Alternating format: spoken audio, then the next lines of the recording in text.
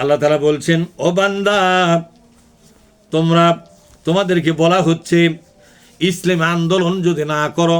একটা আয়াত নাযিল হয়ে গেল সাহাবাদের কাছে, সাহাবাদের লক্ষ্য করে। সাহাবাদের দুই ভাগ হয়ে গেল। বিশ্বনবীর সময় কয় ভাগ হয়ে গেল? এক ভাগ সাহাবা কিছু ইবাদত বন্দিকে বাছাই করে নিল, যেমন নামাজ, জিকির আজকার, রোজা, দাড়ি টুপি, জুব্বা এবং পবিত্র থাকা, এই যে নানা ধরনের আনুষ্ঠানিক ইবাদত আছে না নাই, এগুলোকে তারা বাছাই করে নিল। কিন্তু বিশ্বনবীর সাথে সাথী হইয়া, সাহাবাদের হাতে হাত মিলিয়া বিশ্বনবীর সাথে সাথী হইয়া ইসলাম আন্দোলন করার জন্য তারা ময়দানে নামবে না, এই সিদ্ধান্ত নিয়ে ফেলল। সম্মানিত ভাইয়েরা, সাহাবারা কয় ভাগ হয়ে গেল? এক ভাগ। বিশ্বনবী যে যে কর্মসূচি দিচ্ছিল ইসলামকে সারা দুনিয়ায় ছড়াইয়া দেওয়ার জন্য, একটা কর্মসূচি ছিল। বিভিন্ন বাতিল শক্তির সঙ্গে যুদ্ধ, সেটাও একটা কর্মসূচি, ঠিক না ভাই? ঠিক। আল্লাহ নবী ইসলামকে প্রতিষ্ঠিত করার, ইসলামকে ছড়িয়ে দেওয়ার জন্য যে সকল কর্মসূচি দিচ্ছিল, এই কর্মসূচি নবী নিজে পালন করেছেন। আর নবীর সাথে একদল সাহাবা পালনও করেছে, তারা ইবাদতও করেছে, আবার জিহাদের কাজেও যোগদান করেছে। আর একদল সাহাবারা বলল, বিশ্ব নবীর পিছনে নামাজ পড়ব, মদিনার মসজিদে নামাজ পড়ব, শুধু জিহাদটাই আমরা করব না, তাতে আমাদের অসুবিধা কি? সব ফরজ কি করা যায় নাকি? একটা ফরজ বাদ দিলে কি হতে পারে? সমস্যা তেমন একটা হবে না। আমাদের দেশে কিছু মুসলমান এরকম করে কি করে না? এবার আল্লাহ তাআলা বললেন, ও সাহাবারা রে, তোমরা বিশ্ব নবীর হাতে হাত দিয়া ইসলাম কবুল করে বিশ্ব নবীর সাহাবী হয়েছ, নিজেকে বিশাল কিছু মনে করো না।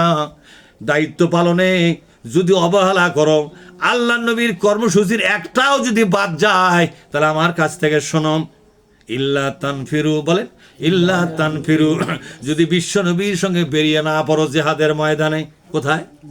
জিহাদের ময়দানে যে বেরিয়ে যদি না পড়ো, ইউআযিবুকুম আযাবান আলীমা, তাহলে আমি তোমাদেরকে অবশ্যই শাস্তির আওতায় নিয়ে নিব। কার কথা? তাহলে সাহাবাদেরকে বলতেছে তোমাদেরকে শাস্তির আওতায়, যদি তোমরা জিহাদে অংশগ্রহণ না করো। তাহলে আমরা যারা মুসলমান জিহাদে অংশগ্রহণ করতেছি না, আমাদের শাস্তি হবে কি হবে না? সব শেষ আল্লাহ বললেন, ওয়ায়াস্তাবদিল কাওমান গায়রাকুম, তোমাদেরকে পরিবর্তন করে আমি নতুন একটা দলকে নিয়ে আসব। আজকে কেন এই গুরুত্বপূর্ণ কথা বলতে চাই? আজকে বাংলাদেশের আলেম ওলামারা এই দায়িত্ব পালন করতেছে না। এই দায়িত্ব পালন না করার জন্য আল্লাহ পাক কলেজে, ইউনিভার্সিটির প্রফেসরদেরকে কাজে লাগাছেন। আল্লাহ পরিবর্তন করেন কি করেন না? আল্লাহ বলছেন, আলেম হইয়া যদি জিহাদের দায়িত্ব না নাও, তোমাদেরকে বাদ দিয়া জেনারেলদেরকে আমি কিন্তু কাজ করার দায়িত্ব দেব। আজকে আমিরে জামাত কি আলেম না জেনারেল লোক? একজন MBBS ডাক্তার, কথা ঠিক না? ঠিক। আজকে সেক্রেটারি জেনারেল, তিনি কোনো মাদ্রাসার মুহতামিম নন, কোনো আলেম নন, তিনি একজন কলেজের অধ্যাপক মিয়া গোলাম পরোয়ার, কথা ঠিক না? ঠিক।